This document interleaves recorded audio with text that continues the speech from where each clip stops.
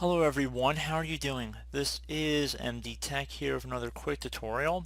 In today's tutorial I'm going to show you guys how to change your network location from public to private on your Windows computer. So this should hopefully be a pretty straightforward tutorial, and without further ado, let's jump right into it. So I'm going to go over what should hopefully be a pretty straightforward way to do this, and we're going to go ahead and just left click on the start button, and then you want to type in network. Best match should come back if you give it a moment to load here.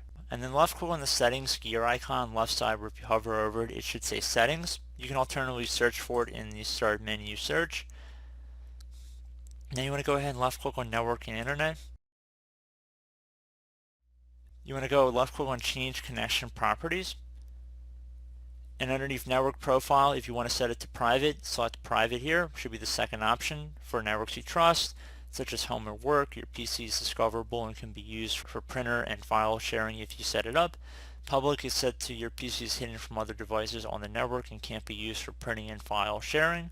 So you can read between the two options here. So public is actually probably a little bit more secure if you read into it a little bit more, in my opinion. Private, you're going to be trusting your home network, so it's better hope that you're trusting everybody that's using your computer network in your home or work. So just keep that in mind. Again, just toggle between the two here, just make your change. You don't actually need to click on save or anything. So once you're done setting it to private, you just close out of here, and that's pretty much it. So I do hope this brief tutorial was able to help you guys out, and as always, thank you for watching, and I do look forward to catching you all in the next tutorial. Goodbye.